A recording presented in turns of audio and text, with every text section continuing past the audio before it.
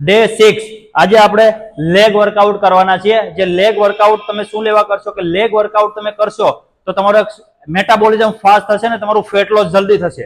Workout number 1 પહેલા આપણા બોડીના વજનથી squat મારશું। કઈ રીતના? સ્લો નીચે, પૂરું નીચે બેસીને પૂરું ઉપર આવવાનું છે। પૂરું ઉપર કરશો એટલે ટ્રેસ થશે મસલ સ્લો। આના તમારે કમ્પ્લીટ 15 રેપિટેશન 4 સેટ મારવાના રહેશે। જે તમે પહેલા માર્યું બોડી વેટ થી, તમારા વોર્મઅપ સેટ હતો। હવે તમારે વર્કઆઉટ નંબર 1 થી ચાલુ કરીએ તો ડમ્બલ આ રીતના લેવાનો છે અને સ્લો નીચે હોલ્ડ કરવાનો છે। આ તમારી જે કોણી છે અહીંયા અડી જવી પડે ત્યાં સુધી નીચે બેસવાનું, પછી ઉપર આવવાનું, ઉપર નીચે ઉપર। આના તમારે કમ્પ્લીટ 10 થી 15 રેપિટેશન અને 3 સેટ મારવાના છે। આની પછી જાશું સુમો સ્ક્વોટ પર। સુમો સ્ક્વોટ ઉપર આ રીતના તમારે ડમ્બલ લેવાનો છે અને પગ આ રીતના રાખવાના છે।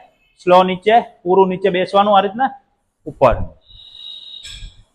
આના પણ તમારે 15 થી 20 રેપિટેશન 2 સેટ જ મારવાના છે, વધારે નહીં, કેમ કે આપણો હજી પેલું અઠવાડિયું ચાલે છે એના માટે। Workout number 3 લંજીસ મારશું। કઈ રીતના? એક પગ આ બાજુ રાખશું, એક પગ અહીંયા રાખશું, પછી નીચે બેસવાનું છે, પૂરું ટચ કરવાનું ઉપર, ટચ ઉપર। 15 રેપિટેશન આ બાજુ, સેમ એ જ રીતના 15 આ બાજુ। ઓકે।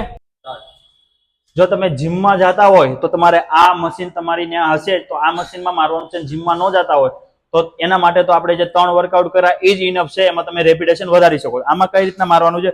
ઉપર લાવીને હોલ્ડ કરવાનો છે, સ્લો નીચે, ઉપર લાવીને હોલ્ડ, સ્લો નીચે। આના પણ તમારે 15 રેપિટેશન 3 સેટ મારવાના અને વેટ તમારા અકોર્ડિંગ લઈ શકો। આ લાસ્ટ સેટ છે આપણા કાપ્સ। કઈ રીતના મારવાના છે? પગ સીધા રહેશે અને ઉપર આવીને હોલ્ડ।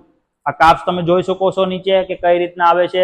આ જે કાપ્સ આવે છે એ જ રીતના તમારે કાપ્સ આવવાના ચાલુ થઈ જશે। પણ તમારું ફેટ વધારે હશે તો તમને કાપ્સ દેખાશે નહીં, પણ ધીરે ધીરે તમારું ફેટ ઘટતું જશે એટલે ઓટોમેટિક કાપ્સ દેખાશે। અને આમાં તમારે હાઈ રેપિટેશન ઉપર જવાનું અને પહેલી વખત કરશો એટલે તમારા પગ દુખવાના જ છે, પણ ટેન્શન નહીં લેવાનું। પગ દુખે તો પણ તમારે મારવાના રહેશે 20 થી 25 રેપિટેશન 3 સેટ મારવાના છે।